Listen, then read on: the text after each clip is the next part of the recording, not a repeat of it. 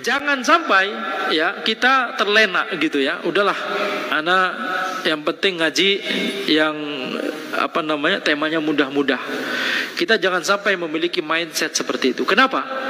Kalau kita pikirkan ya, kalau dari tadi kita katakan, manfaat yang bisa kita dapatkan adalah terhindar dari madarat, terhindar dari fitan, terhindar dari ikutan kisruh di sosial media.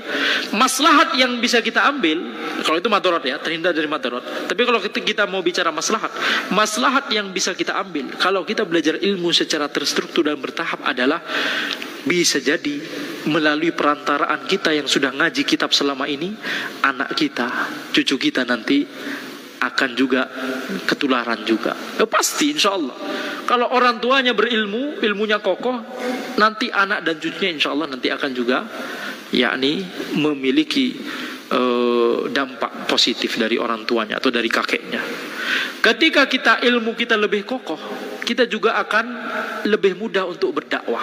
Antum pernah berbicara, misalkan ketemu sama keluarga besar, misalkan ngumpul keluarga besar. Kita sudah tahu hukumnya tentang macam-macam tentang sunnah begitu ya.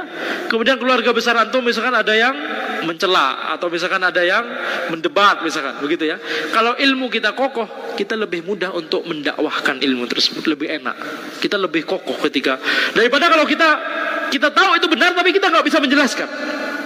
Itu tersiksa itu. Ya, dicela tapi enggak, ini yang benar. Benernya gimana? Apa dalilnya? Apa dalilnya ya? Gitu ya. Pokoknya bener aja lah gitu ya. Itu nggak akan ya. Pengalaman yang Anda rasakan sendiri, dakwah kita terbantu dengan ilmu kita. Kalau ilmu kita terstruktur, dakwah kita, ya ini dakwah bukan berarti masing-masing dari kita harus jadi pengajar. Tidak. Dakwah yang kita maksud, yang Anda maksud, maksudnya adalah dakwah ketika antum berjumpa dengan teman-teman antum yang belum ngaji misalkan, dengan keluarga besar antum, dengan tetangga antum. Bukankah mereka juga membutuhkan orang yang mengingatkan mereka kepada kebenaran? Betul tidak? Kalau kita nggak punya ilmunya, bagaimana kita bisa mengingatkan mereka? Mereka itu butuh. Mereka mikirnya mungkin nggak butuh, mereka mencela.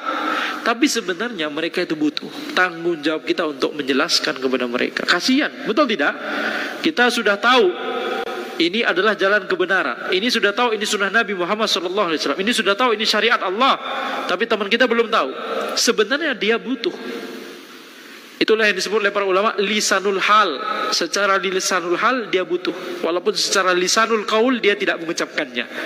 Walaupun secara lisanul qaul perkataan dia bisa jadi dia mencela. Akan tapi lisanul hal dia butuh. Semua orang butuh terhadap ilmu syar'i. Disadari atau tidak disadari, dia sukai atau dia tidak sukai. Kenapa? Ilmu syar'i kebutuhan semua orang.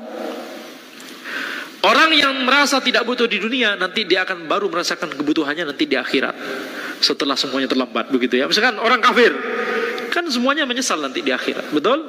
Dia baru menyadari bahwa selama ini butuh. Taib.